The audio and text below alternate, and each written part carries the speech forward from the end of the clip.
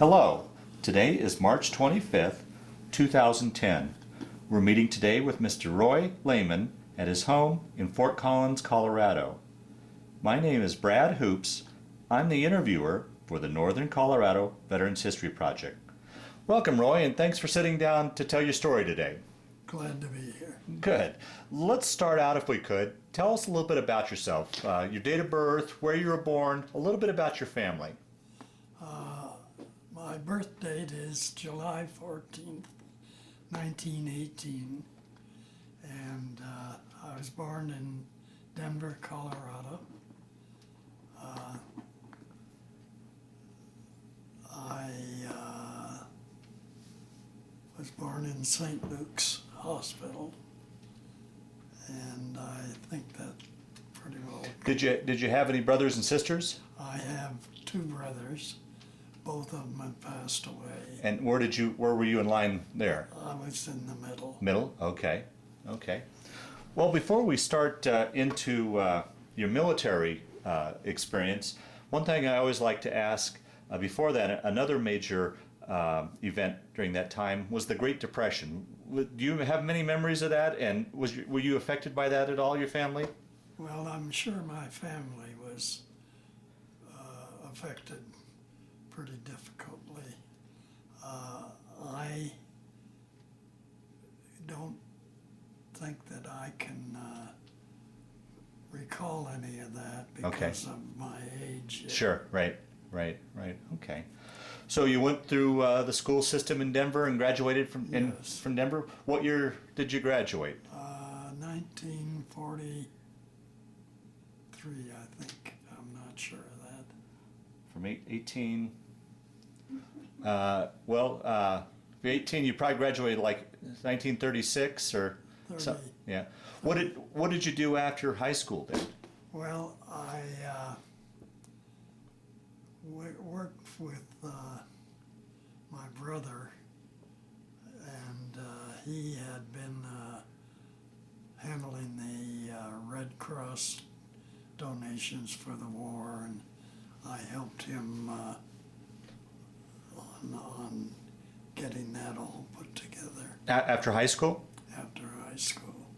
Okay. For donations to Europe for Red Cross donations? That just were collected locally.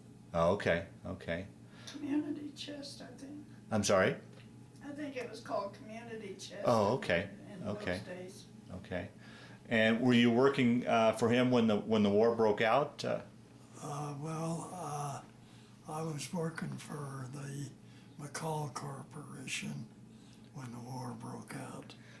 I was running crews to sell McCall's publications. Okay. Do you remember where you were and what you were thinking when you heard about Pearl Harbor? Yes, I was in Kansas City, and it was a terrible shock, of course. Yeah. Then how soon after Pearl Harbor, now did you enlist or were you drafted? I was drafted, caught in the first draft.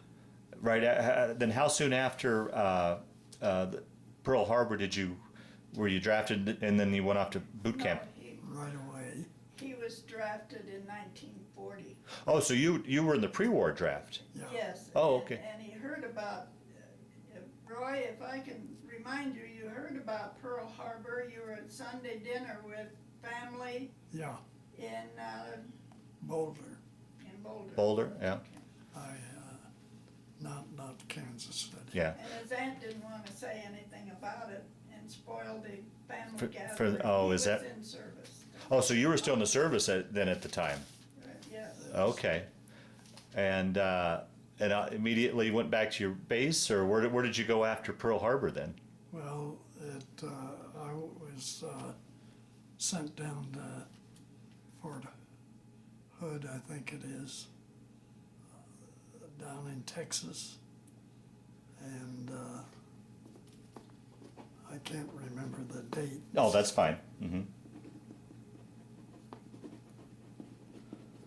And now, at the time, were you already in a unit and in an infantry division, or?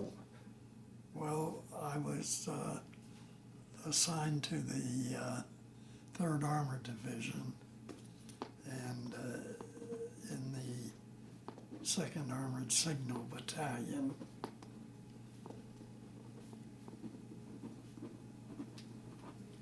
Okay.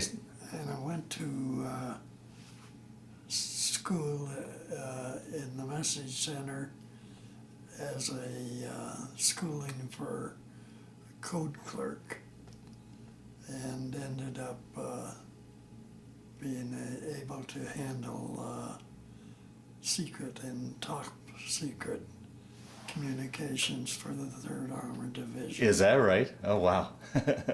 Which was interesting. Yeah, I bet it was. Yeah. So from Fort Hood, then, where did you guys go from there? To Fort Monmouth, New Jersey. And then they sent me back to California for more schooling, then back up to Fort Monmouth, New Jersey. And I was shipped overseas to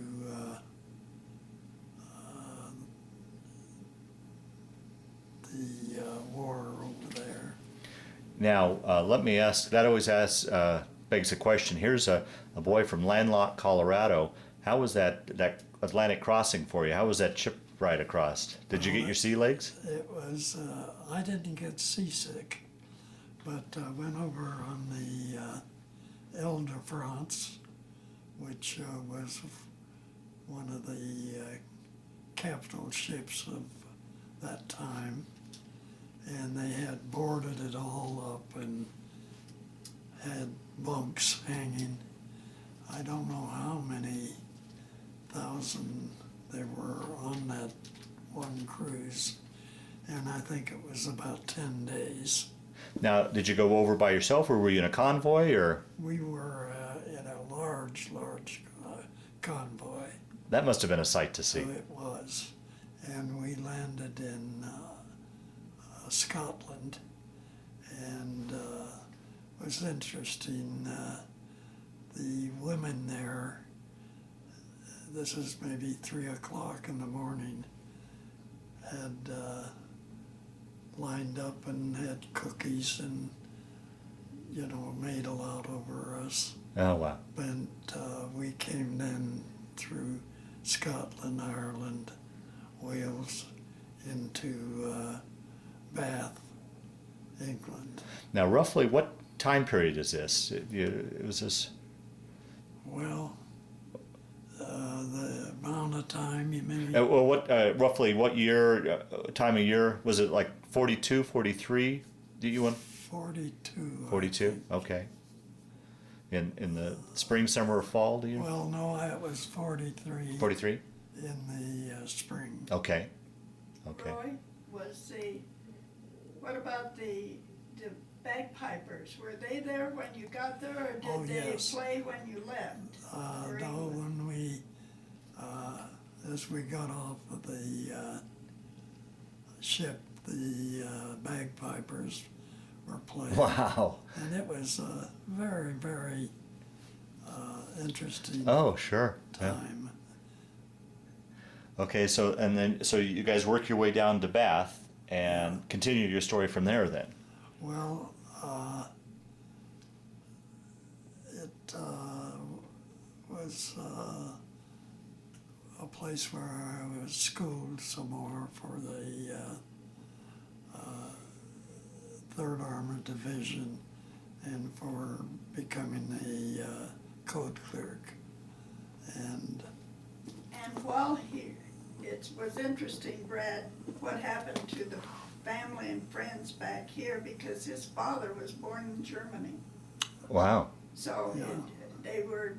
they had sent out these security people, I don't know what they would be called, to find out what kind of man they were going to train to handle secret codes. Right, sure, because right. of his father's affiliation with Oh, very interesting. Germany. but he apparently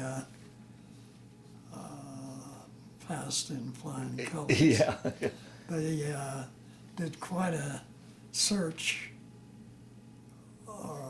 my history in schooling and all the way on up. Now, were you aware of that at the time, or did you find that out later, or were you aware that they were searching? I was aware of it Yeah. because they were questioning various people in town. Wow. They were wondering if you'd got into trouble, because they wouldn't tell why they were. Oh, that's right. Oh. Such an issue of But finding out. it was almost embarrassing because people drew conclusions. Yeah, right, right. Misspent boyhood. Yeah. So now your training would be then to break German codes, or was it to move messages within the Well, what would your we were trained on code equipment. The government had these machines that had the 12 big wheels. Okay, uh-huh. And every 24 hours, the position of these wheels were changed. And when you typed in a message, it went into a 4-letter, and then a space, and 4 letters and a space. And then they changed the wheels to translate it, and it would spell out the message. Well, now, did you were you given the option to go into that, or were you just told you were going into this? I just was told. Is that right? You didn't have much choice. Yeah, yeah. So training there and back, you got additional training, and then continue on from there. Well, during this time, let's talk a little bit about your living conditions there. What were living conditions like as far as your sleeping accommodations, the food, and such? It was typical Army, of course, but the food was not bad, wasn't great. The recreation was limited, a lot of poker playing, and we got a certain amount of time off to Did you get passes to go into go into Paris and or London and yeah? London both. Yeah. Now, did you have much interaction with the civilians there in England? Yeah, quite a bit. Yeah. They were very cordial and very friendly with us, and you could go to the I Like the can't pub? Think of it. The name of the recreational places, and they would pick you up and take you to their homes for a dinner. Is that right? USO. USO. USO? USO, Yeah. yeah. Got to really see both Paris and London. Once you guys got on the continent, you did that as well there too. Now, how was it adjusting from the Colorado climate to England's climate? Was that much of an adjustment for you? Well, it was different, but it didn't bother me Oh, okay, particularly. okay. So then from England, where did you guys go from there? Well, when the war broke out, the actual war, we were shipped to Normandy, and I was As part of the, were you part of the D-Day invasion, or after? Was this afterwards? D3. Oh, 3 days. Okay. And by that time, they had built a floating dock off of one of the ships to bring equipment in, and the coastline had been cleared, but the trench rows, hedgerows, had to be cleared off, and that's how we worked our way on up into France. Can you describe for those that'll watch this tape what you saw as you came into D-Day or into Normandy? What the area looked like? The beach? Well, Was the there still quite a beach- bit of? There were still a number of dead bodies floating in the water Oh boy. on the beach, but the climb was not hazardous. Yeah. And when we got up to the top, then we started down these hedgerows, and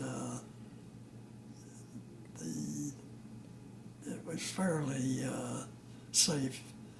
We always felt we were far enough back that we didn't have to wear a necktie, and far enough up front that we didn't get shot at. So we That were, was the it opposite. wasn't, Front, they didn't have to wear a tie, but far enough back that they didn't get shot at. But so as a code clerk, you stayed back a little ways off the front line, I assume. Were the well, I was stationed right at the 3rd Armored Division headquarters, and that was always a pretty luxury place to be compared to most of the infantry right.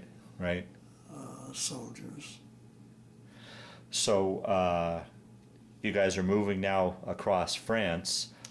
Once again, how were accommodations there as you guys are moving? Were you Well, we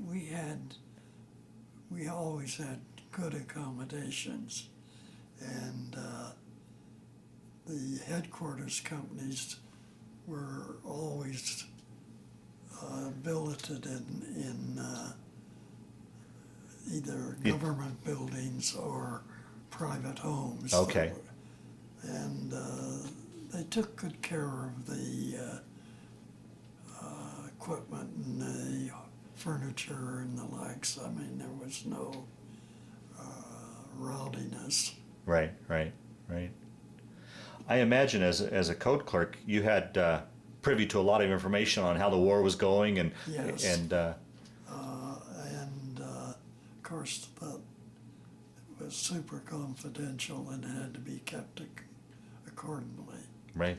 And within a message center, there was all the various kinds of communication, and that included sending jeeps out and handling a number of different kinds of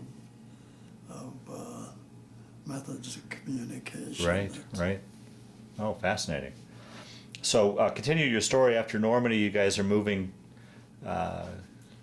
towards Paris, or where'd you go from Normandy then? Well, we went right in to Paris, working our way up, and it was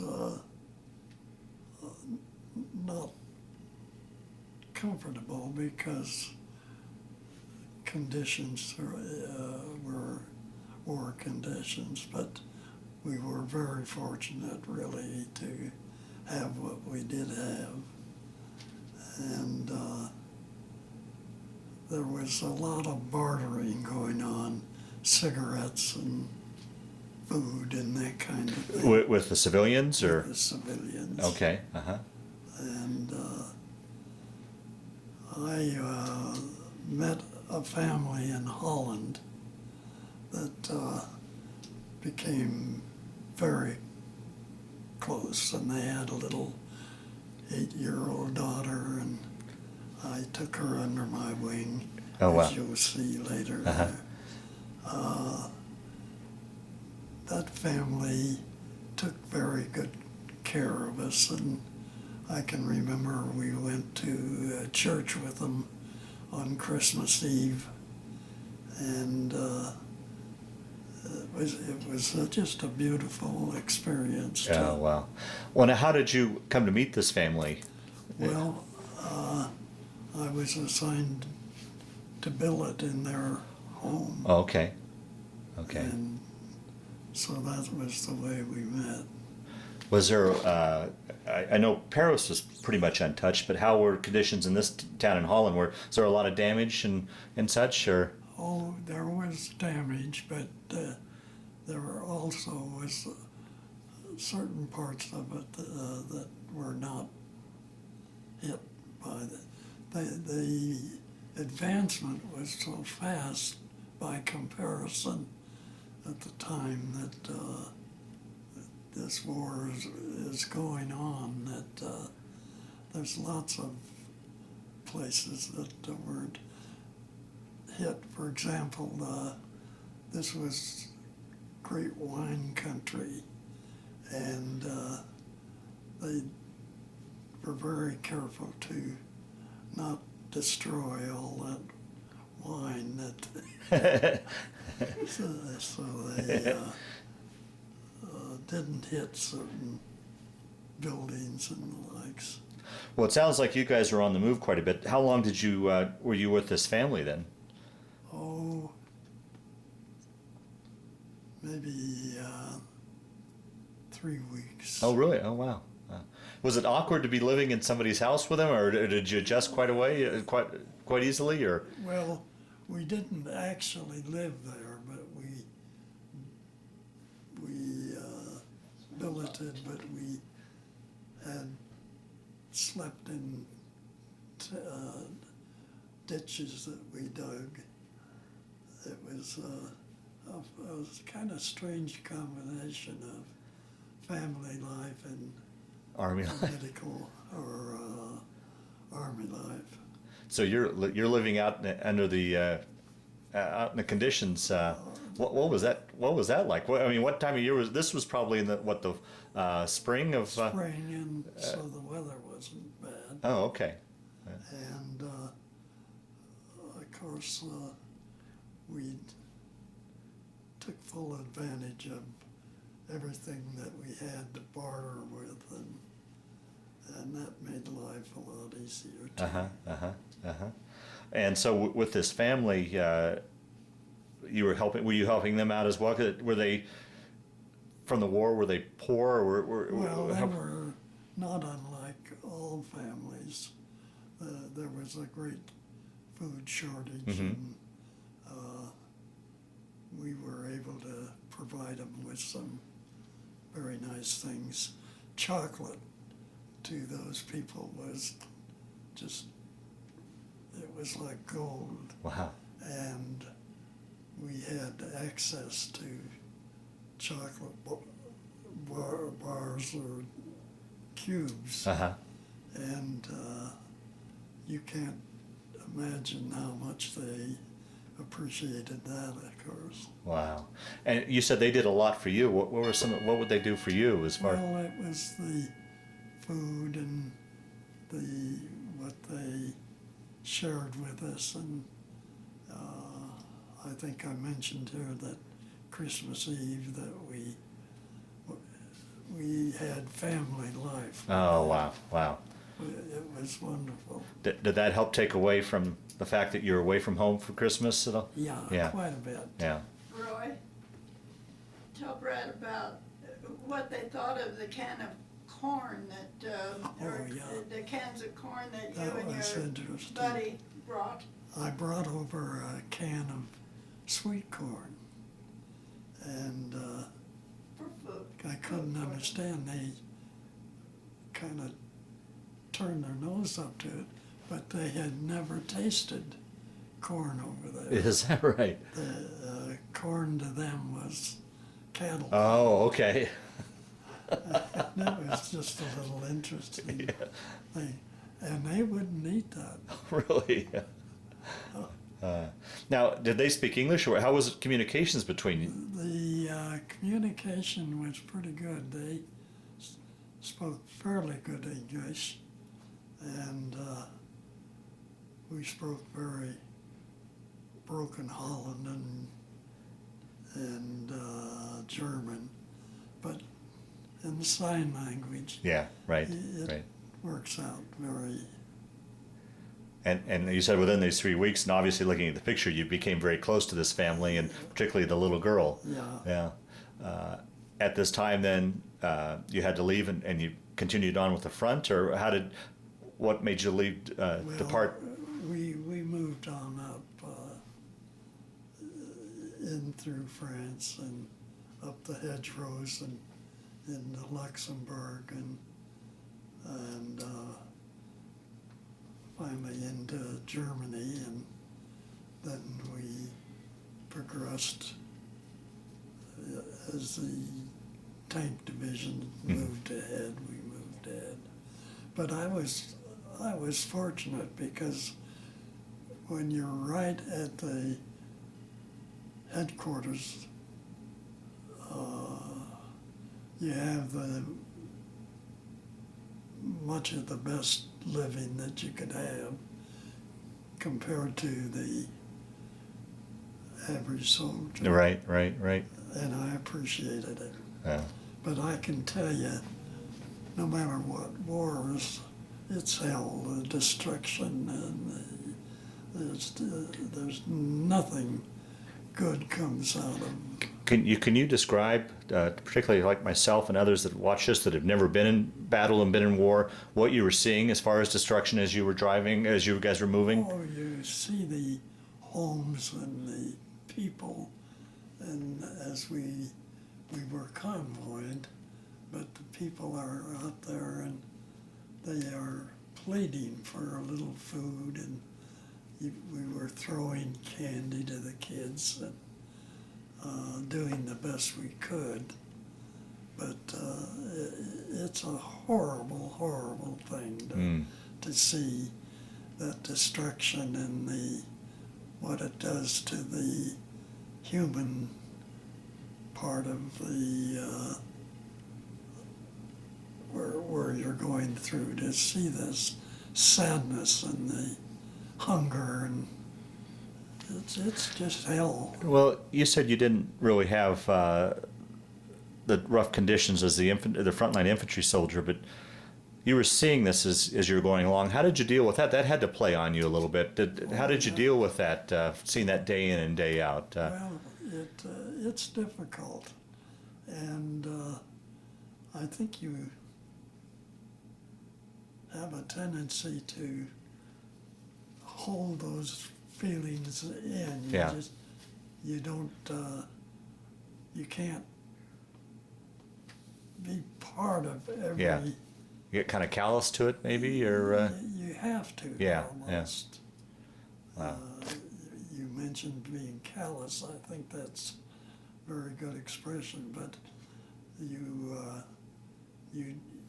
have the pain that goes with seeing these. The people are the sad part. The buildings and they become rather immaterial. Right. To Was there any way to vent out these feelings, or they just you just had to hold them in? Well, you try to hold them Yeah. in, but it's a terrible thing. Oh boy. Oh. To witness war. There's nothing worse than war. Yeah. Now, was your headquarters ever close enough where you guys came under artillery attack or airplane attack at all, or were you? Only time we did. I don't know if you heard about or have heard about when the Germans made a push for the Battle of the Bulge. Uh-huh. And during that period, they were advancing very fast, and I was right up in that bulge area, and it was frightening.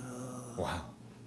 I'm not one to say that, I could live with this. It was a terrible time, but we survived. And that period of time too was, I think they said, was one of the coldest winters in Europe history. Were you properly clothed and? Well, we had good clothing and warm clothing. I don't think we suffered any from the weather conditions particularly. Now, were you cut off from? Were you surrounded in that pocket that was surrounded, or were you? Yes, we were. Oh, geez. And then our troops made a big push and pushed the German infantry back. But How was that period of time for you in regards to being cut off from supplies and such? yeah, well, you know, you just button up and say, well, this is it. Wow. You don't know. It's a spooky time, I'll tell you. I'll bet. Yeah. How did you deal with that, knowing that you're surrounded and you're not sure if you're going to make it through this thing? I mean, how's a person Well, keep sane with something like that? you just you make the best of it. But the fear is still there. You know, you can't escape that. To say, well, I'll just. That isn't the way it is. It's a frightening, horrible. Oh, wow.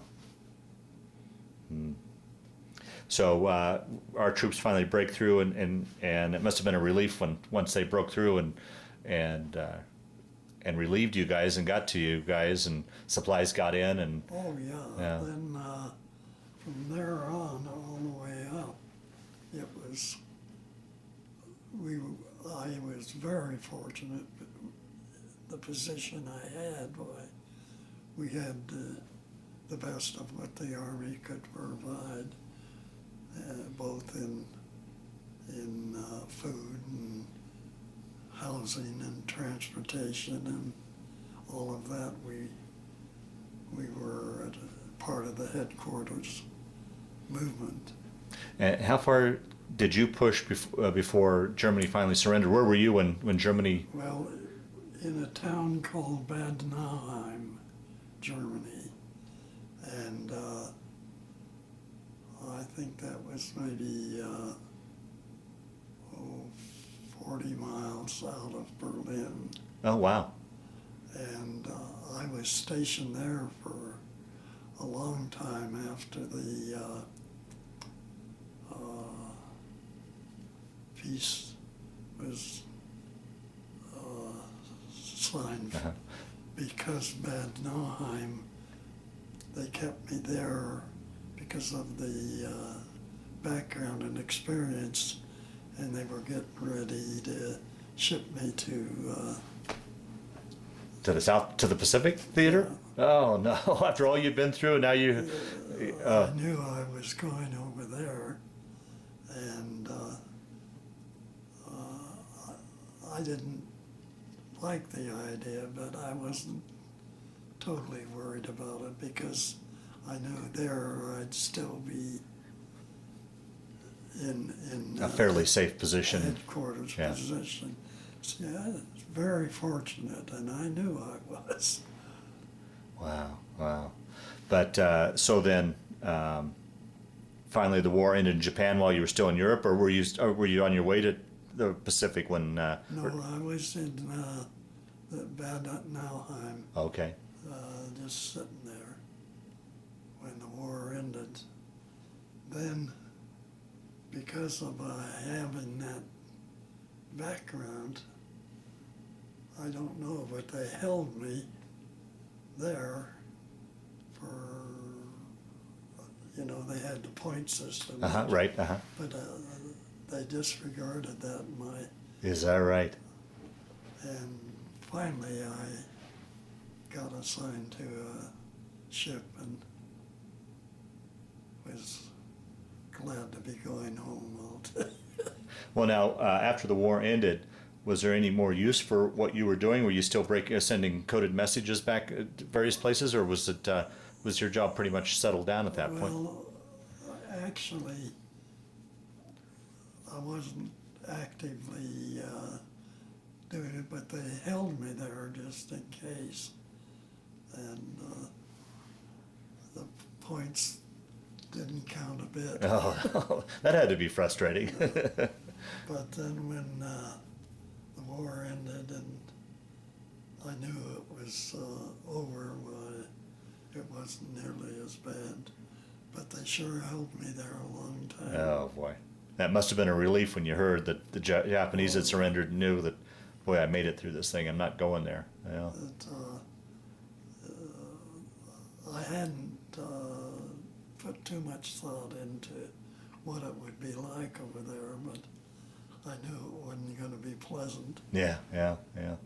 How was, as you guys were moving across Europe and on the go all the time, how was it as far as communications back home, as far as mail, and was that pretty consistent, or how were you communicating with people back home, or were you? We were, and I think somewhere here I've got they had what they called V-mail. Uh-huh. And you could write a letter and they'd send it V-mail. And so I had pretty good communications with my parents. And I had a brother that was in the Coast Guard in California, and he had a kind of a lush job. He ran a boat back and forth to Catalina Island Oh. a couple times a day. And I've got a picture of my mother and a naval lady reading mail from their sons. Oh, wow. Oh, wow. Yeah. I imagine because you were in such a top secret, I mean, they were scrutinizing anybody's letters really kind of checking them over, but I imagine in your position, they really truly looked over your letters and cut up and... Cut up that way. And of course, everybody thought different things there because they were clarifying me before I got, when they were going around the neighborhood and all that, a lot of people thought I was in pretty good trouble. Right. Now, before you went back home from the war, did you have a chance to stop and see this family before you left, or was that... No, I couldn't. Once I left the town, that was the end of physical, but we kept correspondence up for quite some time. Is that right? And sent Care packages? care packages back. Now, from what I understand, talking prior to this interview, talk about her ponytails or pigtails. The braids. The braids. Hung down to her This waist. little girl, I had a very close friend, Sammy Smeaton, and we were so close to this family in such a short period of time. And when we left, she cut off and gave each of us a braid. Oh, wow. And I had carried that, but unfortunately, the boat that we were coming back on, an epidemic of scabies broke out, and they threw all that stuff overboard. So you'd carried this braid all the way up to Germany through the war? All my souvenirs. Threw everything overboard? Yeah. Oh, boy. Through all, yeah. They won't bring scabies on the boat, or on the ship.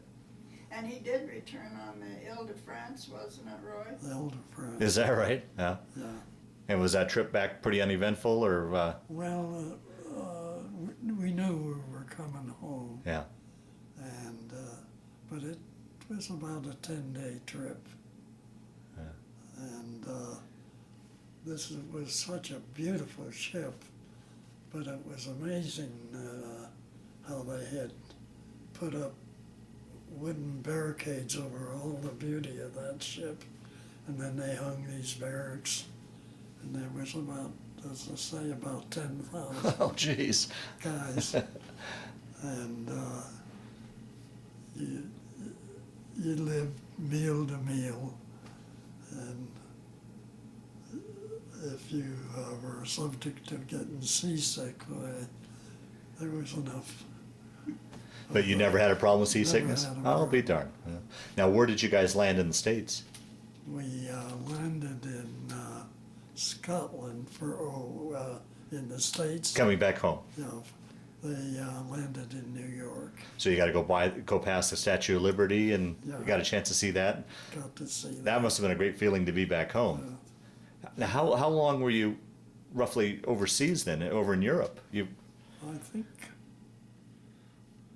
think I was 21 months. Wow. It was a long stretch. Yeah. So you. He was in the service for more than 4 years. How long, Roy? 4 years and 7 months, 13 days. 5 hours. 6 hours. 6 hours, 20 minutes. So from New York then, did you get your discharge there, or did you have to come back somewhere for your discharge? Back here and was sent out to Fort Logan and discharged there with my $300. Jeez. Well, tell us a little bit then about your post-war years. First off, how was that then after all you'd just been through this in the military and everything you'd been through in Europe? Was that much of a transition for you to go from military life back to civilian life? Much of an Well, adjustment? It wasn't hard. This is before computers. Yeah, were, right. And I worked for a company called Information Handling Services. And you take a company like General Electric, they had almost 50,000 different pieces of literature.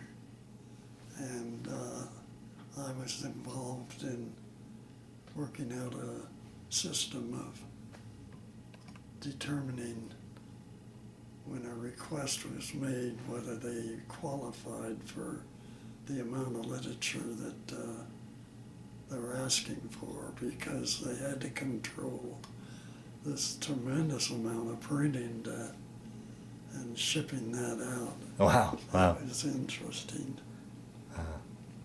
And how long did you work there? Well, I think they were a client, Roy. yeah, they were. Honeywell also was a client, and they were very much involved. I think it was 20 months, Oh, okay, okay. 21 months. And then where did you go from there then? Then I got discharged from Fort Logan and came into Denver and went to work with my brother Back to your old job?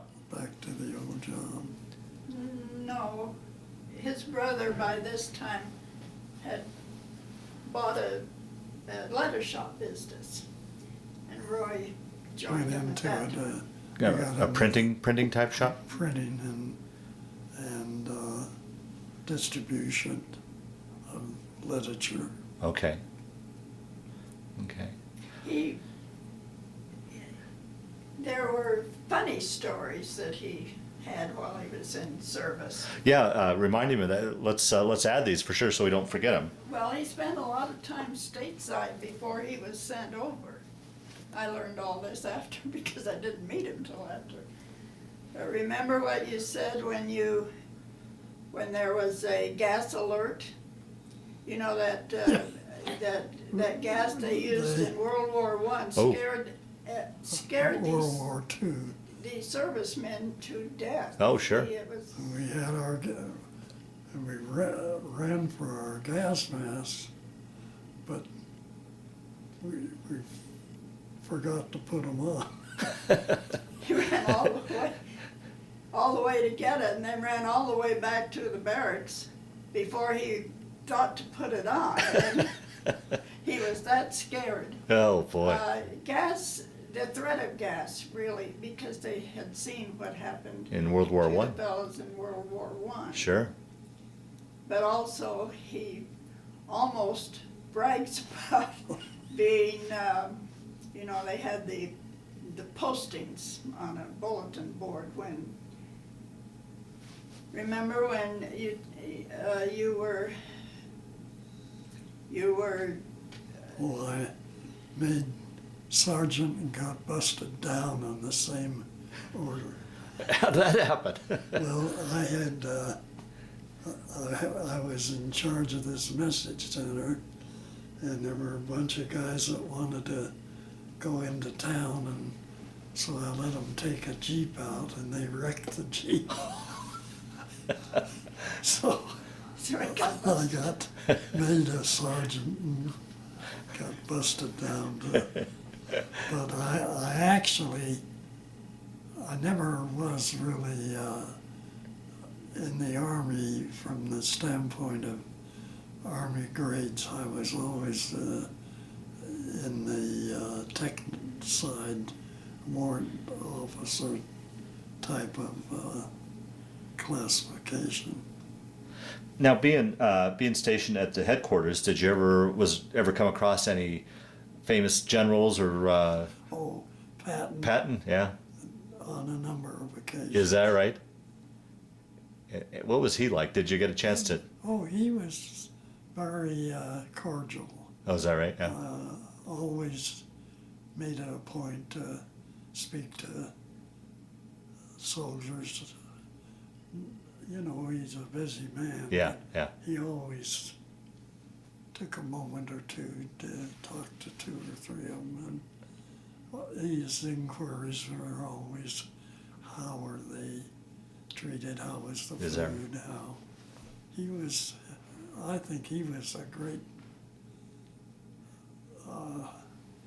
humanitarian to the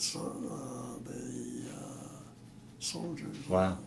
He showed a lot of consideration towards his men. How about through your time traveling through Europe? Did you ever come across any friends or anybody you knew from home? Well, I did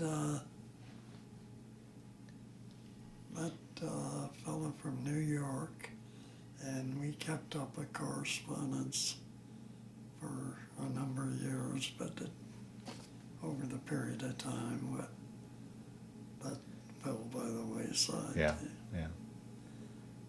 Well, now we're talking post-war. Let's talk about meeting Marilyn and a little bit about your family and talk about that, how you guys met. And Well, that was interesting. As I had told you, I went to work with my brother there to help him out on a new business. And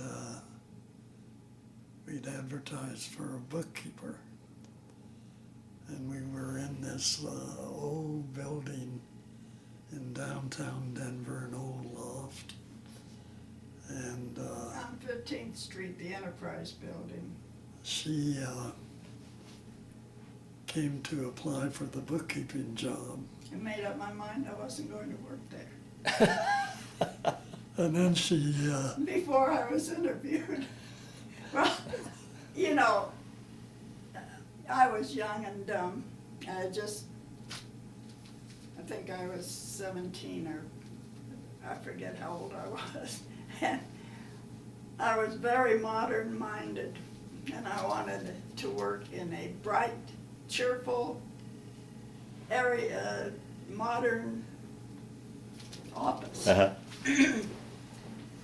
I walked in this old building, got on a rickety elevator to take me up to the second floor, and it made up my mind I wasn't going to work there, but I had already said I would come in for the interview, and I felt I owed Stan that much. So I had the interview, and he said, well, after the interview, at the end of it, he said, would you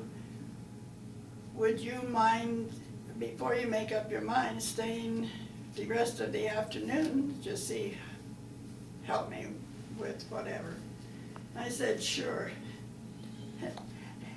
And I saw this. You have to appreciate the fact that when he went into the Army, he was 25. Right. He was very young, handsome, and just had got out of the Army, so he was very well built. Uh-huh. And I immediately looked at him and said, oh boy, that's, well, I was thinking it, but I saw him walk in and he looked so handsome. That's for me, but I'll bet he's married and has 6 kids. He didn't. He wasn't married. But I was almost, I think, kind of jealous of the waitress downstairs in the coffee shop that wanted to get a date with you. I wanted a date. That was a little difficult because his older brother was putting the squabash on it. Oh, is that right? He, Well, he thought I should date the younger brother. Oh. in fact, he did everything he possibly could to Yeah. discourage this, Uh-huh. but it didn't work for him. No. Oh. I dated his brother a couple of times just so I would, because I heard of a party that he was having, and I knew I'd see Roy there. So actually I just kind of went along with dating Evan so that I would be closer. And it soon became evident that we were very serious about one another. Oh, wow. 60-some years. How many years have you been married? 66? No, wait. We were married in 46. 64 years then. 64. Wow. Wow. Wait, that will be 64 in September 1st. In September? This year. Wow. But, you know, he's kind of, I think, Roy doesn't remember, there must have been instances where he was not comfortable at all. Because he would, when we were first married, I know he would have nightmares and use language that I wasn't used to and complain about, I'm not going to sleep in The blank. well, a foxhole. He had some experience sleeping in foxholes that he didn't mention. I think that kind of went out of his mind because he You was would think remembering A headquarters company wouldn't have that. Yeah, right, yeah. They did. But, you know, Patton was advancing so fast that at any given time there could be a reverse, such as the Bulge. Battle of the Bulge. And so we were, even though we were billeted very well, when there was any possibility, we'd go to the holes, and we had to dig those things ourselves. How could you manage to get even a bit of sleep in something like that? I can't imagine trying to. A lot of times you didn't. You just. well, and the ground was cold and Right, wet. right, Because yeah. if you're familiar at all with a lot of bombardment, which she was exposed to, there's a lot of rain, Mm-hmm. mud, disagreeable. Right. But he didn't talk about that a lot. He just had the nightmares at night and would wake me up. He'd be talking in his sleep. That's always a question I always ask too, as far as your adjustment from the military back home. You know, now they talk these days about the post-traumatic syndrome. Did you? It sounds like you experienced that in the way of nightmares and He did. and such. But nobody thought much about it. Because they were all going through the same thing. Yeah. asked our son, our oldest son, who served in Vietnam, and what it was like there. He really got into he ran a gunboat on the river, and he had not only the experiences, but then he had to face Right. what happened after that war, and people. It was a different war, and it was yeah. a different reception. Right. Everyone was so happy that the fellows were returning home after World War II, and even the Korean War. But by the time of the Vietnam War, people were so sick of war, and they did not approve of it, and they were very, very, very Yeah. Right. bad to those young. Did you guys ever talk about your experiences? I mean, I know many of you guys came home, washed your hands, and just went right off on living. Was there anything did you ever talk about that at all? Did you ever? I picked it up with what Roy has told me, with what Kenny finally, after, it's been 40 years, what Kenny now. Had gone, yeah. And even his wife says that hasn't been until recently that Yeah. Ken will talk much about his experiences. Right. You got to remember, It was a different war. Right. He's now a senior citizen, Yeah. and he's 60 years old. So he thinks a lot differently now than he did when he first got out.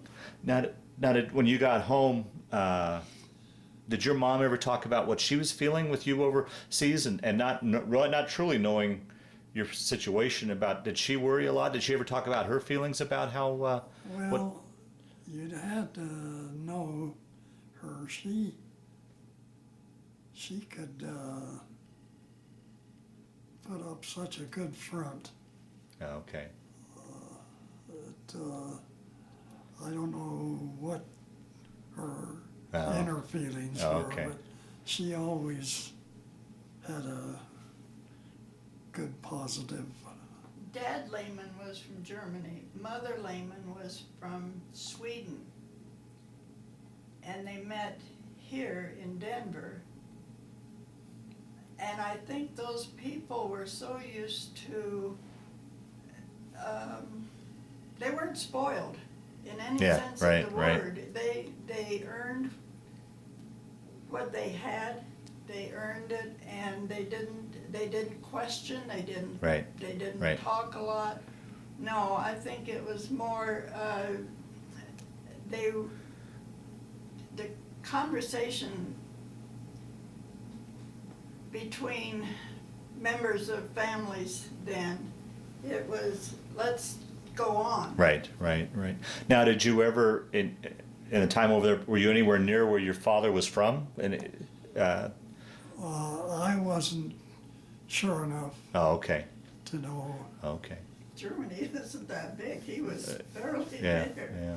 He was a typical German. I mean, he was a tough old cuss, but he mellowed in his old age. Yeah.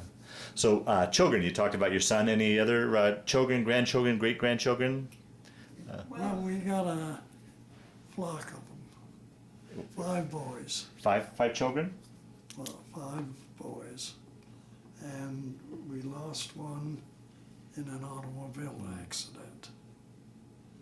And I think we've got 15 or 16 grandchildren. No, I don't think we have that many, but each of the boys had family, mostly boys, but they kind of evened up, boys and girls. We have one son who lives here in Arvada, Fort Collins. We lived in Arvada, and then after the accident, it was time for a change. Yeah, sure. It had to be tough. And Kevin found this house for us, and it was perfect for our situation. But the other boys are in the three, Kenny and the oldest, and Carl live not far apart from in North Denver. One is in Westminster, one in Broomfield. And then our youngest son lives in Georgetown with his wife. Oh, so all fairly close, all fairly close in the area, yeah. Okay. Well, we'll start to wind down this interview, Roy. Is there anything I didn't ask you about, and I open this up to you too, Marilyn, anything that I didn't ask you about that you wanted to talk about, or any stories that you're remembering now that we've been talking here that you'd like to talk about, so that hopefully we kind of round out and capture as much of your story as possible? Well, I think one thing that might be of interest, this is a lot of years back, and it was before refrigeration and so many things, but they had an ice box, and every day the iceman came along with a horse-drawn Right, yeah. carriage, and I remember he had this leather packet on his shoulder, and you put out a sign, and the sign was shaped in a square, but 25, 50, 75, and 100. That was the amount of ice that the housewife ordered. Uh-huh. And he chipped the thing down to the approximate amount, put those tongs over his shoulder, and up one or two flights was nothing. And I always remember that particular story. It just stuck with me. That's one thing that I'm always amazed by when I do these interviews is what you've seen in your lifetime, the changes in the technology, and what you've seen in your lifetime is truly amazing. It is, and I was in a business that exposed me to so much of that, and yet I never got into it. I still was part of the older generation. Right, but yeah, yeah. saw the development of the computer and Wow. the Well, roughly, I mean, these machines that you're doing in the war were kind of rough computers, weren't they? yeah. Yeah. That was pretty high-tech stuff. Yeah. Well, that's pretty much it. Yeah. Now, through the years, have you ever kept in touch with any war buddies, or ever any sort of reunions or anything like that? Division reunions, or? No, for a long time, I think I mentioned before, there was one Okay. fellow Yeah. in New York, and then that finally, Right. Over the years. Yeah. yeah. Yeah. Well, my last question is, how do you think that period of time, your war experience, how did that affect your life, change your life, play a part in your life, or was it just simply a chapter you went through in life? How would you answer that? Well, I think it definitely became a part of my life. I think it developed within me a compassion for other people and other people's problems, and that type of thing. Mm-hmm. And You think it's a compassion you didn't have before, or do you think you had it, but it was just more? I think it developed out of that, and of course the The one. young are very selfish. Very selfish. The teenagers. Yeah, that's just natural. And Yeah, he was young. I don't think it. going through the war, it was an experience. Afterward, and particularly now, he watches the news, watches what's going on in the world, and it affects him very, very much because he can relate to the suffering because he saw it. Right. Yeah. Mm. Wow. Well, and of course, we've got such a amount of technology in the world now that at any given moment we can blow ourselves off of this earth. And it may come to pass. Yeah. There's so much that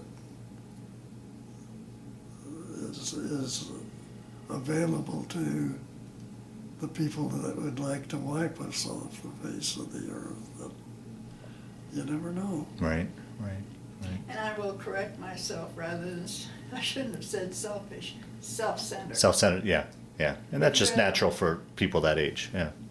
Yeah. It is Yeah. because they haven't the experience. Right, exactly. Or the, Yeah.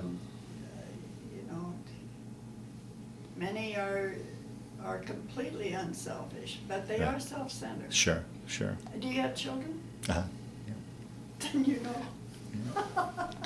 Well, Roy, I want to thank you for sitting down to tell your story today, but more importantly, I want to thank you for your service to our country. Well, thank you.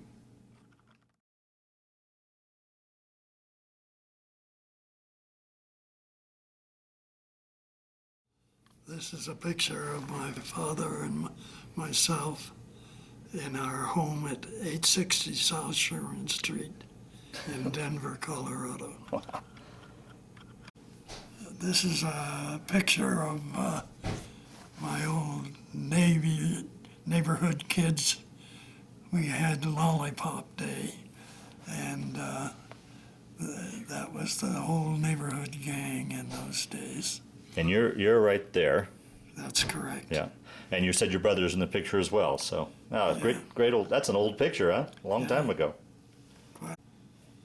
That's a picture of my parents and my brothers and my oldest brother's wife. That's a shot of me at Camp Polk, Louisiana, before the war broke out. Just a shot of the gang at the barracks. And it's dated October 15th of 1941, so it was before the war, and that's you right there. Correct. This is a picture of Ermaine and myself out for a stroll. The little girl, the family you stayed with in Holland? Right. Mm-hmm. It's a picture of Ermaine before she cut her braids off to send off to war. Mm. This is a picture of the family that I stayed with. That's a German mother and daughter family that I stayed with in Bad Nauheim, Germany. Now, with your father being German, did you speak German? Were you able to communicate with these people at all? No, just a little broken, but no. Okay. This is a picture of my mother and Mrs. Swanson reading letters from her sons. Mm. That's the pass on my boat coming back. Also, we had to show that as we went through the mess line. That's a picture of my child bride. And Your very this first is her date. first and last drink. This is a picture of my child bride and my mother and father. No. Just your father. Just your father. Just my father. Very good.